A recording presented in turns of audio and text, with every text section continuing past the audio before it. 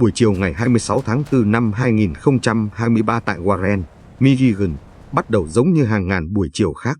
Chiếc xe buýt số 46 của trường trung học cơ sở Carter chuyển bánh, mang theo hơi nóng của mùa xuân và tiếng ồn ào đặc trưng của 66 đứa trẻ vừa được sổ lồng sau giờ học. Bên trong xe là một thế giới hỗn tạp, tiếng cười đùa, tiếng trêu chọc và phổ biến nhất là những âm thanh hỗn loạn phát ra từ loa điện thoại.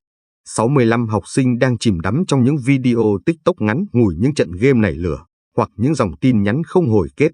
Đối với chúng, thế giới chỉ gói gọn trong một khung hình chữ nhật 6 inch. Thế giới bên ngoài cửa sổ xe buýt, dòng xe cộ hối hả, những hàng cây đang đâm chồi và cả người tài xế đang cầm lái hoàn toàn trở nên vô hình. Cơn chóng mặt chết người. Ở ghế lái, nữ tài xế 40 tuổi bỗng cảm thấy một luồng điện lạnh chạy dọc sống lưng. Bà cảm thấy đầu óc quay cuồng. Qua bộ đàm, bà cố gắng phát đi một tín hiệu yếu ớt về trạm điều hành. Tôi cảm thấy không ổn, tôi cần tấp xe vào lề. Nhưng bà không bao giờ kịp làm điều đó. Đôi tay bà buông rời khỏi vô lăng. Đôi mắt bà lờ đờ rồi nhắm nghiền lại. Cơ thể bà đổ sụp xuống, bất tỉnh nhân sự.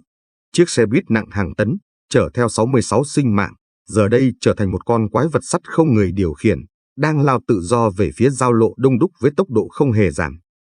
Đôi mắt duy nhất ngẩng lên. Giữa lúc cái chết đang cận kề, một cậu bé 13 tuổi tên là Dylan Rivers đang ngồi ở hàng ghế thứ 5. Dylan không có điện thoại. Trong khi các bạn xung quanh đang cúi đầu, Dylan đang quan sát.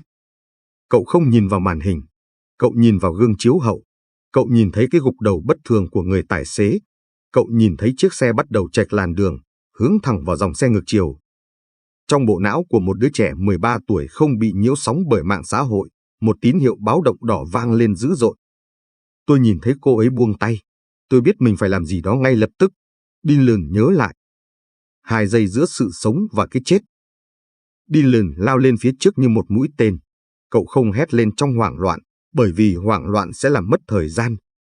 Giây thứ nhất, Dylan chụp lấy vô lăng, gồng mình giữ cho chiếc xe không lao vào giải phân cách.